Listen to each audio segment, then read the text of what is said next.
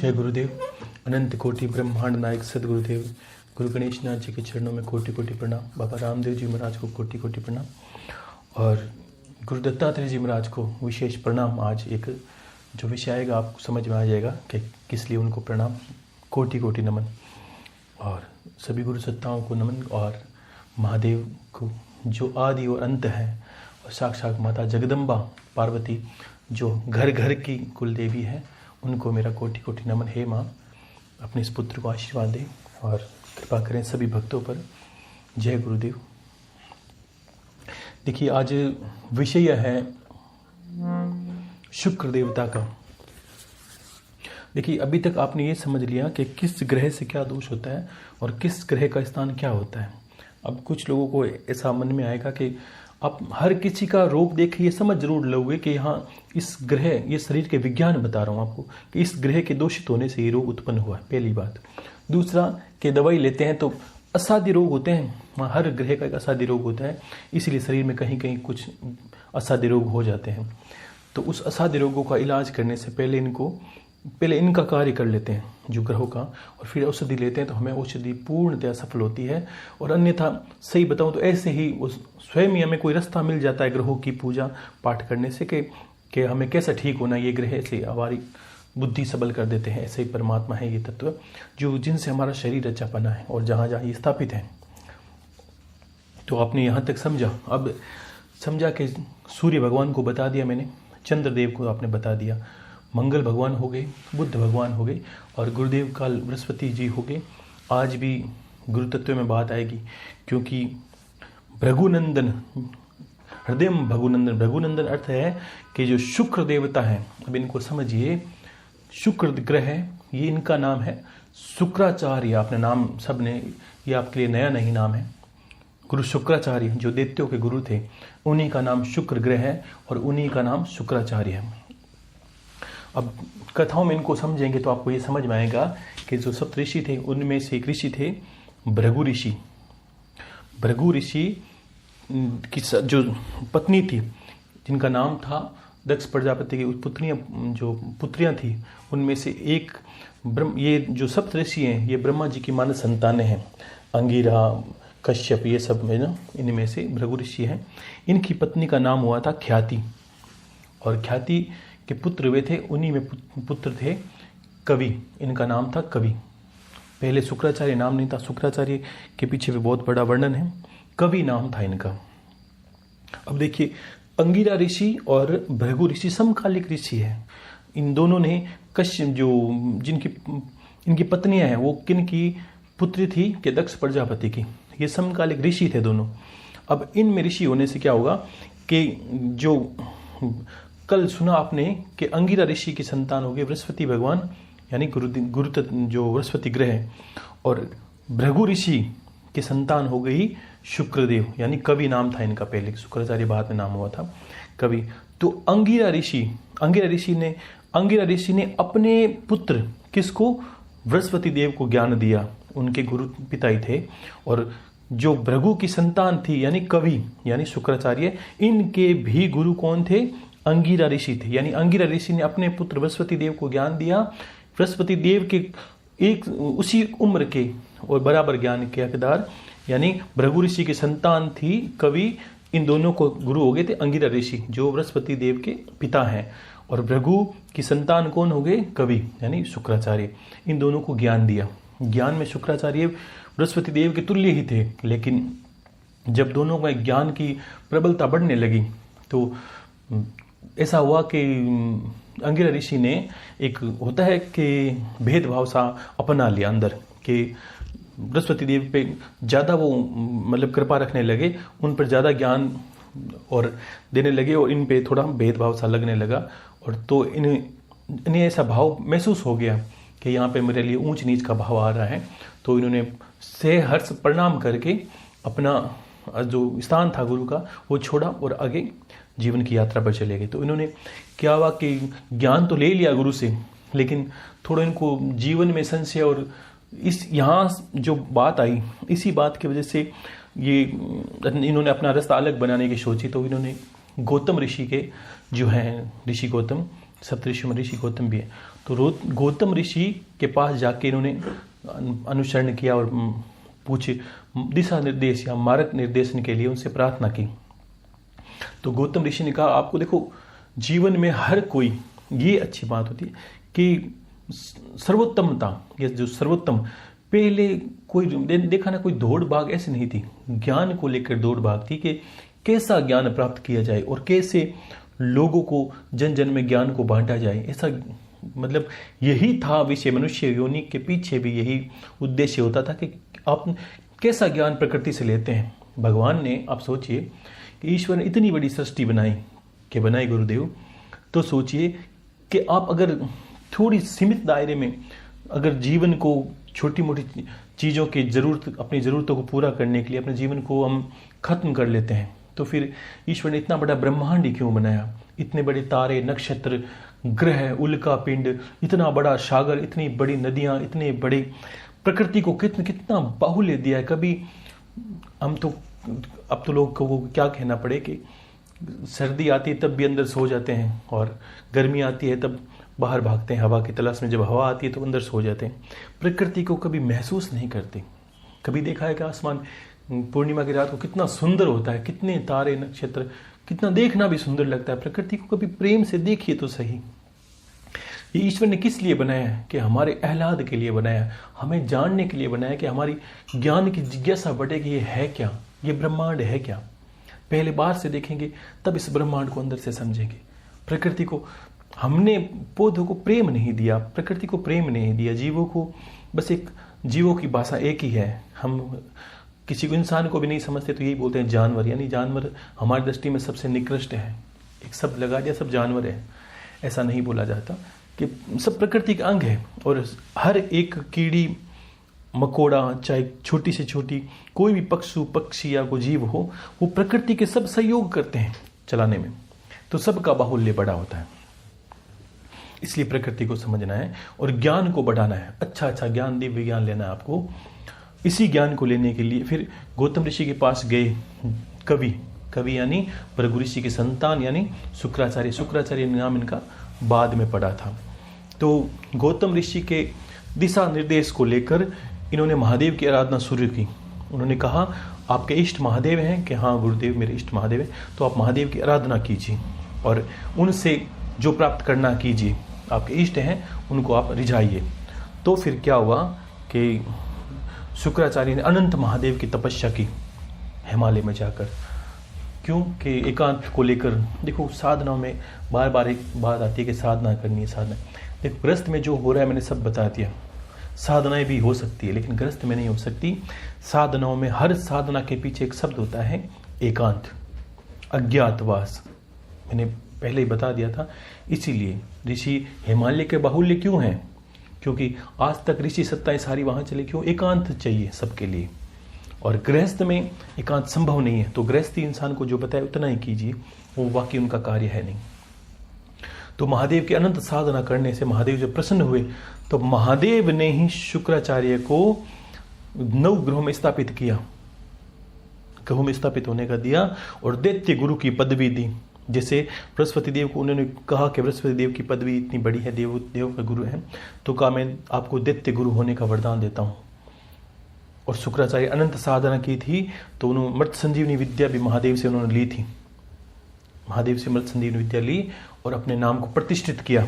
ऋषियों ज्ञान में तो वो श्रेष्ठ थे ही, और तो ऐसा करके उन्होंने अपने जीवन को सार्थक किया।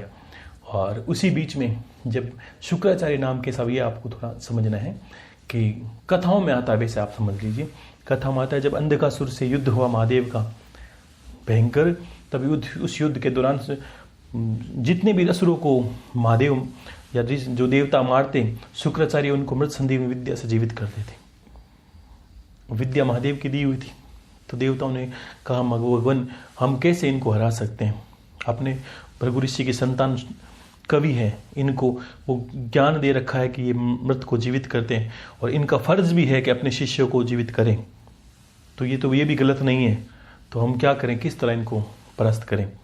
तब महादेव ने शुक्राचार्य को निगल लिया था मुंह के अंदर, और निगलने के बाद 1 वर्ष पर्यंत जो शास्त्र बताते हैं, 1 वर्ष पर्यंत अपने नाभि में रखने ने दिया, पे उदर में, और इसकी फिर भी नाभि में उन्होंने अनंत महादेव की उपासना की। महादेव यानी सृष्टि, और अनंत उपासना करने से प्रसन्न हुए। तब महादेव ने इनको अपने रज से, जो बोलते हैं रज से, इनको बाहर निकाला और फिर इनको कहा कि आप मेरी उदर में रहते हो, इसलिए आप महादेव की संतान भी हो आज के बाद। बहुत बड़ी बात है कि शुक्राचार्य को महादेव की संतान भी कहते हैं। क्यों? कि उदर में रहते हैं, तब हम अपनी माता के पिता हैं, पुत्र हैं। और पिता भी क्यों होते हैं? हम पिता हमारे क्यों है कि हम पिता के शुक्र में होते हैं, शुक्राणु में हमारी वृद्धि होती है, जन्म होता है। माता के गर्भ में इंसान नहीं जन्म लेता, सबसे पहले पिता के रक्त में, कोशिकाओं में जन्म लेता है। इसलिए महादेव ने इन्हें अपने पुत्र की उपाधि दी और इन्हें वरदान दिया कि आज के बाद तुम्हारा नाम शुक्र ग्रह के निमित्त होगा और 9 ग्रहों में तुम्हारे स्थान है और तुम्हें शुक्राचार्य का नाम संसार जानेगा। ऐसा महादेव ने इनको आशीर्वाद दिया, इनका नाम शुक्राचार्य हो गया। अब इनके देखिए, पहले तो शुक्र से समझ लीजिए कि शुक्र से समझ लिया हमारे जीवन के जो वीर्य संबंधी जितने रोग हैं। अब देखो क्या होता है कि दोष क्या लगता है। शुक्र का दोष होने से इंसान को एक तो क्या होता है कि संतान उत्पत्ति में दिक्कत आती है, चाहे स्त्री हो चाहे पुरुष हो, उसकी संतान उत्पत्ति में दिक्कत आती है, जिसको आप अपनी भाषा में, साइंस में कह लेंगे शुक्राणु की कमी की वजह से संतान नहीं होती। इसलिए आजकल तो नए नए विधान है, करते बच्चे हो जाते हैं लोगों को, लेकिन ये शुक्र की दशा है, आप ये समझ लीजिए। इसकी वजह से ये दिक्कत आती है। दूसरा, शुक्र की वजह से दिक्कत आती है कि इंसान के अंदर शरीर में इतनी कमजोरी आती है। आप समझ लीजिए शुक्र है क्या। अब विज्ञान की दृष्टि से समझ लीजिए, जब हमें अति ज्यादा इंसान जो भोगी होगा, बहुत ज्यादा भोग की कामना रखता है, उसको भी शुक्र ग्रह का दोष होता है, जिसको हम बोलते हैं स्वपन दोष भी हो जाता है। साधनाएं भी जिसकी संपन्न नहीं होती, उन सब पे शुक्र कोपित होता है। दूसरा और तीसरा, शुक्र भी ग्रह वो है जो आप जिसको बोलते हैं आप अपनी भाषा में संपत्ति कारक। क्यों? कि शुक्रवार इनका वार है, शुक्रवार माता लक्ष्मी का वार है, ये भी समझे आप। तो लक्ष्मी की हानि इससे होती है। आपके जीवन में जितनी ख्वाहिशें हैं जीवन को लेकर, गाड़ी, कपड़ा, बंगला, एक जिसको बोलते हैं लग्जरियस लाइफ, वो सारी की सारी शुक्र ग्रह की देन है। हमारे मस्तिष्क में ये चीजें आती भी शुक्र की वजह से हैं और पूर्ण भी शुक्र की वजह से होती है। संपत्ति कारक है शुक्र ग्रह, सारी की सारी संपत्ति कारक। 9 ग्रहों में ये श्रेष्ठ ग्रह है जो शुक्र का अर्थ ही समझ लीजिए कि शुक्राणु तो है ही, उसके अलावा जितनी भी संपत्ति कारक चीजें हैं शुक्र ग्रह के निमित्त बिना आ नहीं सकती।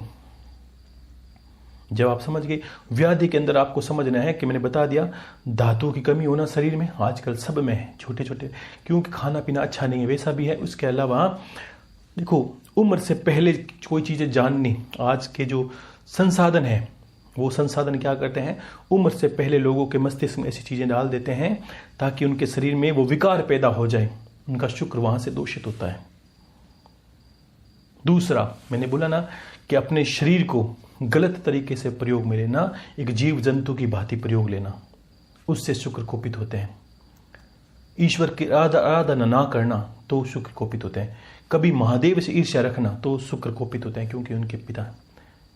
कभी कभी हम क्या करते, देवों में भी ऊंच नीच करते हैं, भक्त हैं, कुछ भी कर सकते हैं। जो विष्णु को मानते हैं वो शिव की अवहेलना करते हैं, जो शिव को मानते हैं वो विष्णु की अवहेलना करते हैं। ये निर्लजता करते हैं लोग, इनमें भी शुक्र कोपित होते हैं। देवों में दोष देखने से भी शुक्र कोपित होते हैं। ऐसे कार्य सब शुक्र की वजह से होते हैं।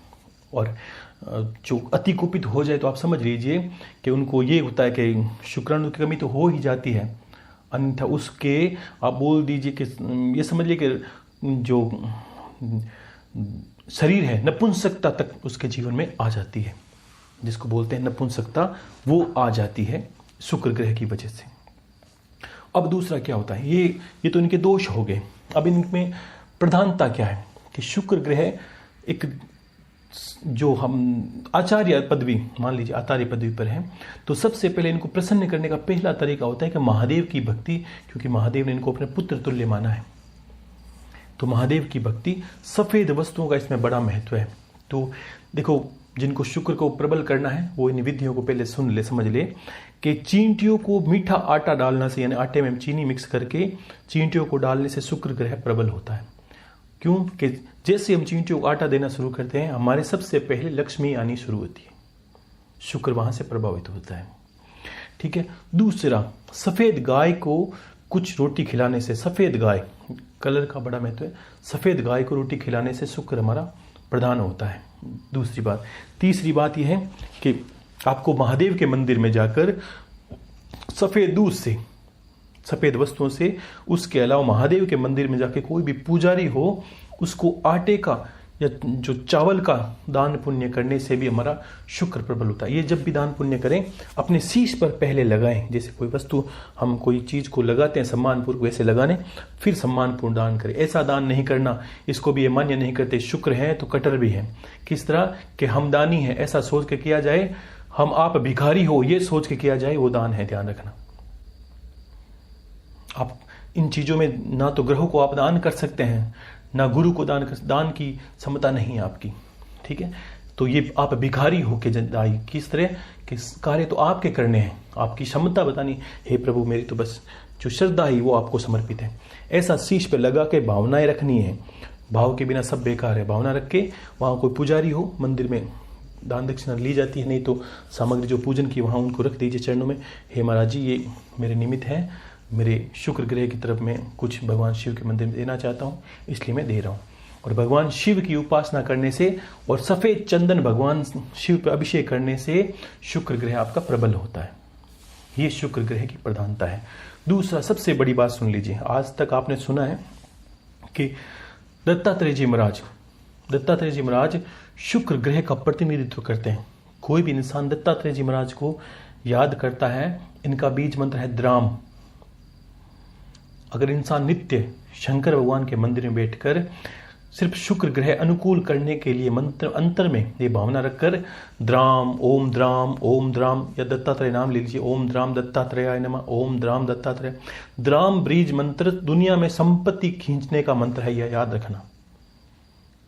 जितना श्री माता लक्ष्मी का है उससे अनंत गुना फलदायी ये मंत्र है, मात्र संपत्ति खींचने का, पूजा करने से नहीं। देखो, बीज मंत्रों में एक ताकत होती है, जिसका नाम बीज है तो सोचिए वो बड़ा ही होगा। तो आपको शिव, जिनको लगता है कि रुपये पैसों में कमी आ रही है, तो शिव के मंदिर शुक्रवार के दिन जाके पूजन अर्चन करके जो भी आपकी क्षमता अनुसार दान दक्षिणा देते हैं, तो वो देने के बाद आपको शिव मंदिर में बैठकर 10-15 मिनट ध्यान लगा के, या आंख बंद करके, या आंख खुली रखे तो शांति से बैठे। अंतर में जब कभी बोल के नहीं करना बीज मंत्रों का, अंतर में यही करना है, ओम द्राम दत्तात्रेयाय नमः, ओम द्राम दत्तात्रेयाय नमः, ये मंत्र आपको करना है। इससे आपके जीवन में रुपयों पैसों की तंगी कभी नहीं आएगी। शुक्रवार के दिन करोगे तब भी, तो ये शुक्रवार का। और जो आगे इसको लिखते हैं हम, जो सामग्री में लिख लीजिए कि आपको जैसे लगता है कि जो तुलादान में सामग्री, इसमें तुलादान में आपको इनके निमित्त करना है कि आप चावल ले लीजिए। ठीक है। चावल इनके निमित्त भी होगा, चंद्रदेव के निमित्त भी चावल होते हैं। 1.25 किलो चावल, एक नारियल गीला और दक्षिणा, और एक सफेद कपड़ा। और आपको लगता है जिनके जीवन में शुक्र अति ज्यादा आपको दरिद्रता आ रही है, तो इसमें एक विधान है कि आपको शुक्रवार के दिन किसी दरिद्र इंसान, दरिद्र का अर्थ क्या है, मैं भिखारी को दरिद्र नहीं कहता, ऐसे तो जगत में सब भिखारी ही हैं। आपको सिर्फ इतना सोचना है कि एक दिव्यांग का अर्थ क्या है, कोशिश करिए कि जो आंख से विकलांग हो, यानी एक आंख जिसकी काम नहीं कर रही हो, दूसरी कि आंखों में देखने में दिक्कत आती हो वो, या कोई शरीर से विकलांग, हाथ पैरों से विकलांग, उस इंसान को अगर भोजन कराया जाए तो शुक्रवार के दिन तो अति ज्यादा शुक्र की प्रसन्नता होती है, और उसको वस्त्र दे दी जाए और ज्यादा प्रसन्नता होती है। शुक्रवार के दिन उसके जीवन में लक्ष्मी आती ही आती है। ये शुक्र ग्रह का इतना प्रचंड प्रभाव है। उसको मन में याद करके, हे भृगु देव की संतान, हे महादेव की संतान शुक्राचार्य जी महाराज, हे शुक्र ग्रह के प्रतिनिधित्व करने वाले देवता स्वामी या ऋषि, मैं आपके निमित्त इस ग्रह को अनुकूल करने के लिए इस आज दिव्यांग का समझ गए ना, जो शरीर से विकलांग हो, कोशिश करिए आंखों से, अन्यथा पूरे शरीर, उनके निमित्त उनको मान के ही भोजन कराना है। ऐसा सोचना कि आप शुक्र ग्रह को ही भोजन करा रहे हैं, ये सोच के करवाना है। हो सके तो अगर कोई पड़ोस अड़ोस पड़ोस में कोई रहता हो ऐसा कोई, तो उसको घर पे बुला के करे, अन्यथा सामने जाके कहीं मिलता है रोड किनारे कहीं पे, तो पूरी देखो, एक तो ऐसा होता है कि भिखारी को खाना दे के आए, नहीं, आपको शुक्राचार्य समझ के ही घर से निकलना है। आज उनके निमित्त ही भोजन करवा रहा हूँ और उनको ही करवाने के लिए जा रहा हूँ, तभी आपका भोजन मान्य है। ऐसा आपको करने से संपत्ति जीवन में बढ़ती है और संतान संबंधी दुख दूर होते हैं आपके। कितने आजकल कितना जो संसाधन है ऐसा बन पड़ा है कि बच्चे नहीं हो तो टेस्ट ट्यूब बेबी ऑपरेशन करवाती है माताएं बहनें, ये करवाती, वो सब के कारक शुक्राचार्य। अब एक ग्रह की वजह से कितने बड़े संसाधन खुल गए हैं, बताओ। वही माताएं बहनी है, डॉक्टर कहते हैं जाके इसका तो सर्जरी नहीं करना पड़ेगा। क्यों? हाथी का बच्चा थोड़ी होने वाला है। हर जीव का बच्चा होता है। मनुष्य के अंदर माँ जो स्त्री है उसके अंदर बच्चे का जन्म ही होगा। क्यों सर्जरी नहीं करना पड़ता है? जब सर्जरी नहीं था तब तो माताओं बहनों के 100 बच्चे थे, 50 बच्चे से 10। आज आपके पास व्यवस्था है, इसका अर्थ ये होता है। तो ये सब ये कारण है। दूसरा ये भी कारण है कि लोभ तो कारण है ही डॉक्टरों के अंदर, वो तो है ही, इसको रोक नहीं सकते हम। लेकिन ये जो नहीं हो रहे जिनको, इसका कारक ये ग्रह है। आपका शुक्र निर्बल होने की वजह से आपको ये दिक्कत होगी, और ये चीज़ें करने से आपके शुक्र ग्रह प्रबल भी होंगे और प्रधान भी होंगे। दत्तात्रेय जी महाराज गुरुदेव को जो मानते हैं उनके भी जीवन में रुपयों पैसों की कमी नहीं आती। जो द्राम बीज मंत्र है वो इनको भी समर्पित है, शुक्राचार्य को भी समर्पित है, गुरु दत्तात्रेय जी महाराज को भी समर्पित है। और शुक्राचार्य के संबंधित आप बीज मंत्र करते हैं तो इनका बीज मंत्र होता है ओम सुम शुक्राय नमः। सुम बीज मंत्र है शुक्राचार्य जी का। इससे भी जीवन में आपकी सफलता मिलती है शुक्र ग्रह को लेकर। और बाकी आपको सब ग्रहों के बारे में बता दिया गया है। और कल परसों और तीन ग्रह बचे हैं, इनके बारे में बताने के बाद आपको कुछ विद्याएं बताऊंगा। वो देखो, जीवन को सहज कैसे बनाया जाए, एक संबंध में मैं कहना चाहूँ तो आपको बहुत विद्याएं नहीं करनी है, आपको जानना है। ज्ञान को जानना, बस जीवन में उतारना, इतना ही काम है। आपको ऐसा नहीं कोई पहाड़ उठाना है, कुछ नहीं उठाना। धीरे धीरे आपकी समस्याएं कम होगी, आपको समझ में आने लगेगा कि वास्तव में मैंने क्या कहा। मैं 9 ग्रहों में सिद्ध कर दूंगा कि सारी की सारी बीमारियां और सारे के सारे उपद्रव इस ग्रहों की वजह से हो रहे हैं। अगर एक इंसान के जीवन में खराबी चलती तो हम बोलते हैं दिन ग्रह सही नहीं है। अब तो पूरे देश के दिन ग्रह नहीं, पूरी पृथ्वी के दिन ग्रह भी सही नहीं।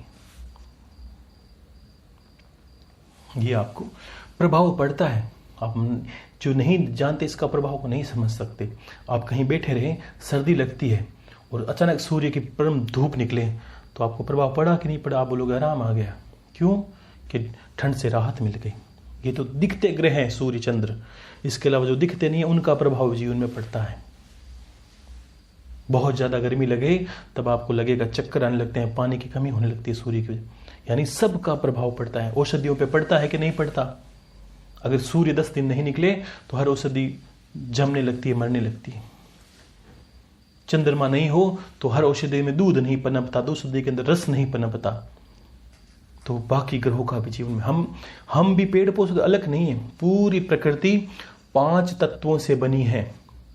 चींटी से लेकर हाथी, मनुष्य से लेकर जीव जंतु, पशु पक्षी, पेड़ पौधा तक। अपनी हरकतों को हमने सोच, बिल्कुल सही है कि मनुष्य में कुछ भावनाओं की वजह से मनुष्य अलग है, अन्यथा आहार निद्रा भय च मैथुन ये तो पशुओं में भी है। हमारी जो भावनाएं हैं वो सबके अंदर नहीं है, हमारा जो कर्म है वो सबके अंदर निहित नहीं है। इसी वजह से हम मनुष्य पर ईश्वर ने बड़ी कृपा की है, इसलिए इसको कर्म योनि बोला है। बाकी भोग्य योनियां हैं, चाहे नीचे की है चाहे ऊपर की है।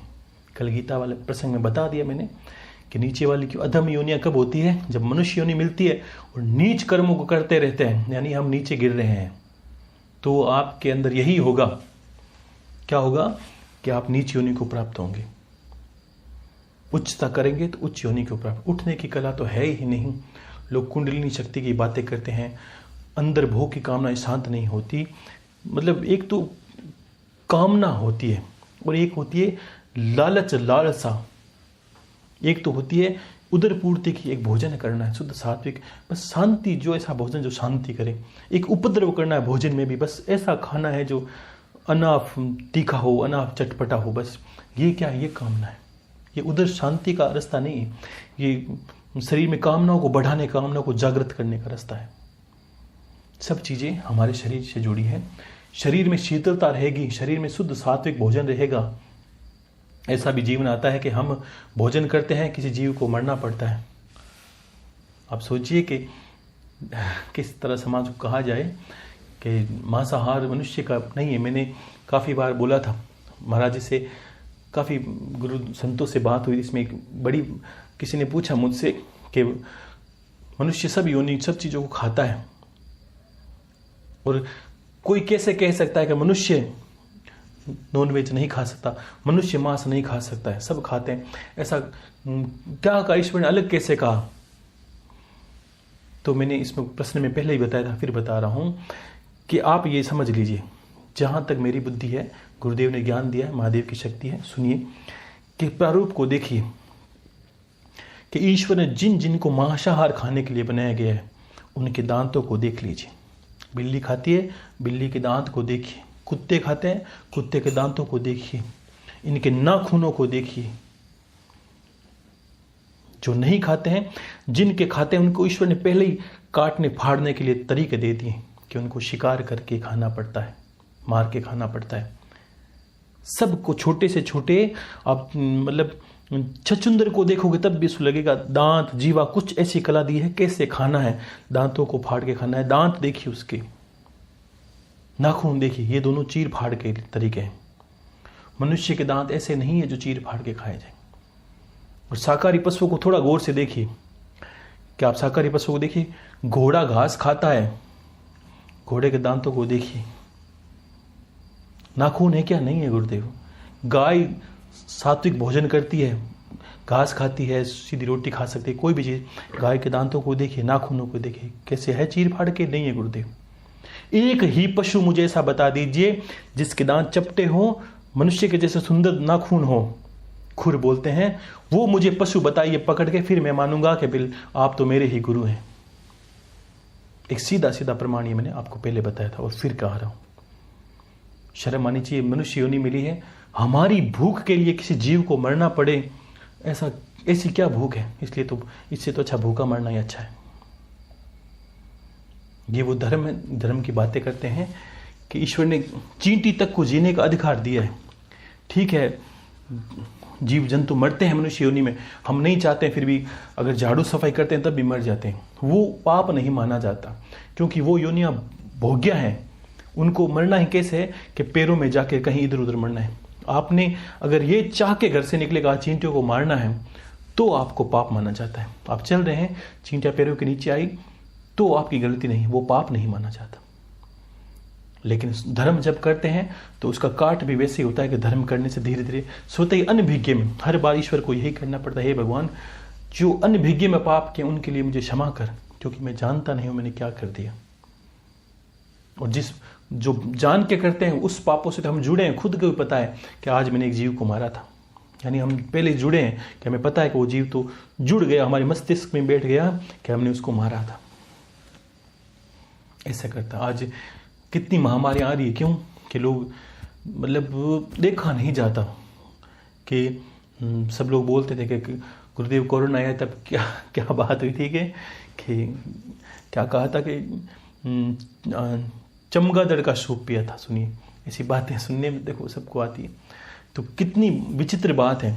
ऐसा क्या खाने में कमी रहेगी? ये हिंदुस्तान है, यहाँ इतनी देवताओं को 56 भोग लगते हैं। अगर मुझे तो मीठा इतना पसंद है, मानिए कि कहते हैं सभी गुरु भाई के शुगर हो जाएगी, ये होने दीजिए, नहीं होगी, मुझे पता है।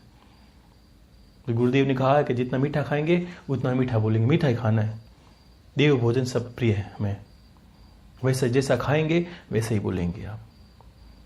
तो इसलिए आपको देवताओं तुल्य हमारी पूजन की पद्धति देखिए। ईश्वर ने सबको जीने का अधिकार दिया है, किसी को मारना नहीं है।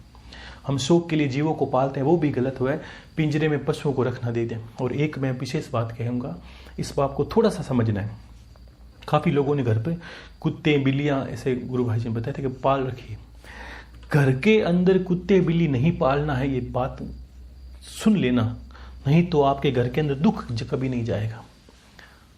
ईश्वर जहां कुत्ते बिल्लियां अंदर है, घर का अंदर का विषय नहीं है, कुत्ते घर का बाहर का विषय है। जैसे भैरव के मतलब माता का स्थान अंदर है, भैरव जी का मंदिर के बाहर रहता है, वैसे ही घर का अंदर पालने का विषय है गौ माता। कुत्ते के पास में तमस की शक्तियां रहती है, जैसे भैरव जी के पास तमस की शक्तियां रहती है। इनका भोजन लगाते हैं, हवन आदि करते हैं तो ही घर के बाहर करते हैं। मंत्र जाप सब कर सकते हैं, लेकिन हवन आदि कोई भी क्रिया करे तो बाहर करनी पड़ती है। और कुत्ते को नहीं, कुत्ते के पास तमस की शक्तियां चलती है। बिल्ली नेगेटिविटी है, नकारात्मक शक्ति है। इसका अर्थ ये नहीं कि बिल्लियों को मार दिया, आपको घर के अंदर पालना नहीं है। आपको खिलाया पिला, बंधते क्यों हूं आप जीवों से? गौ माता घर का विषय है। आप जितना प्रेम करेंगे वो घर के अंदर आए तो भी अच्छा है, बाहर फिर भी आप, इसका अर्थ ये नहीं होता कि गौ माता से प्रेम करें, इसका अर्थ ये नहीं कि उसके चरणों में सो जाएं। ये इसका अर्थ तो ये हो गया कि आपने बहुत ज्यादा किस चीज को बताना चाहते हैं, बढ़ाना चाहते हैं कि हमने क्या कर दिया। ऐसा नहीं, प्रेम का अर्थ प्रेम से रखिए, बंधना नहीं, ना गौ माता से बंधना है ना कुत्तों से बंधना है। लेकिन ध्यान रखना, कुत्ते घर में नकारात्मक शक्ति है। जहां घर में कुत्तों का वास इधर उधर रहेगा, उस घर में कोई देवी स्थान नहीं रह सकता, कोई देवता कोई देवी नहीं रह सकती। और आजकल क्या होता है कि गाय की रोटी तो सबको महंगी पड़ती है, कुत्तों के बिस्कुट सबको आसान पड़ते हैं। बाहर खिलाइए, बाहर का विषय है। कुत्ते वो अपनी आदत को नहीं भूले, आप भूल गए हो।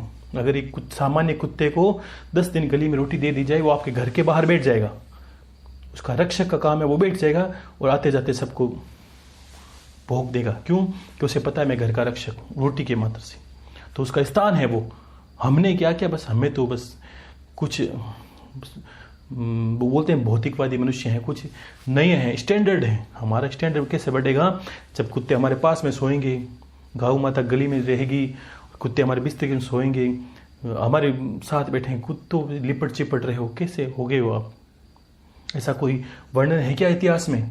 नहीं। कैसे हो गए? मनुष्य कमर मैं नहीं कहना चाहता, बस आपको ऐसा नहीं करना। ये तमस की शक्तियां हैं। बिल्ली कभी शिकार करना नहीं छोड़ती, कुत्ता कभी मांसाहार नहीं छोड़ता तो भी उसका अंदर वो तमस की शक्तियां, इसलिए कुत्ते रात को इसलिए भौंकते हैं। कुत्तों को तमस की सारी शक्तियां दिखाई देती है, गली में छोड़ दीजिए, रात जैसी होगी कुत्ते भौंके। क्यों? उसको नेगेटिविटी सारी उसको पकड़ लेती है, उसके पास में घूमती रहती है, वो उनको सारी दिखाई देती है। बिल्ली में भी ऐसी कला होती है। ये भी सुन लिया कि अगर प्रेतादि कुछ योनियां होती है, वो इन जीवों में प्रवेश भी कर सकती है। नकारात्मकता जहां होती है तो इनके पीछे पीछे चलती है। घर के अंदर इनका वास नहीं होना चाहिए। आपको प्रेम है, घर के बाहर रखिए। कोशिश करिए कि घर के बाहर आपके अंदर, मतलब जो घर का मुख्य दरवाजा है उससे बाहर बैठा दीजिए, बाहर खिलाइए पिलाइए, उनका स्थान है, वहां उनको अच्छे से रखिए। ऐसा नहीं कि घर की पूजन स्थली में वो चले जाएं, आप सोते हो वहां चले जाएं, माला चले जाएं, तो आपकी माला का भी सत्यानाश है, ध्यान रखना, और आपका जीवन का भी सत्यानाश। समझिए, आप जीवों को जीवों की तरह बरतिए। प्रेम करने को अर्थ ये नहीं सर पे चढ़ा लेना, बच्चों को भी नहीं चढ़ाया जाता। किसी चीज को, समाज को देख के ऐसी चीजें हो रही है, ऐसा नहीं करना आपको, ठीक है ना। जीवों को क्या प्रेम करिए, खिलाइए पिलाइए, छोड़ दीजिए उनको। हम वो बेचारे क्या करें, हमने आदत डाली है कि हमारे बिस्तर पे सो, हमने आदत डाली है हमारे साथ साथ घूम। कोई सोचिए, कुत्ते जहां कुत्ता बैठा रहे, वो कोई इंसान ऐसी गलती कभी नहीं करना। आश्रम के बाहर भी रहते हैं तो भी लोग खाना पीना खिला के बाहर छोड़ देते हैं, उनका यही कार्य है, बाहर छोड़ दीजिए, उनका जीवन है, चलने दीजिए। आपको घर के अंदर रखने से कोई धर्म नहीं होता। तो फिर छोटी छोटी बातों को जीवन में उतारना है और समझना है कि हाँ कहने का अर्थ क्या है, और ना कहने का, जो ना कहा है उसको पीछे भी 100 कारण है, जिसमें हाँ कहा है उसके पीछे भी 1000 कारण है, ठीक है। और बाकी आप भक्ति करें, और शुक्र देवता के बारे में समझ गए होंगे, और जो सामग्री बताई वो लिख ली, और हर चीज़ को थोड़े गौर से सुनना ताकि आपको समझ में आए। और कल समय मिलेगा तो शनिदेव और राहुदेव के केतु के बारे में भी आपको वर्णन करूंगा, ताकि आपके जीवन में सारा ज्ञान होना चाहिए। मेरा यही उद्देश्य है, आपको ज्ञान हो तब आप कहीं नहीं भटकेंगे, आपको समझ भी आएगा। बाहर से अंदर से, ईश्वर को बाहर से भी समझना है, अंदर से भी समझना है। तो जय गुरुदेव, हर हर महादेव, शंभो शंकर, शंभो शंकर।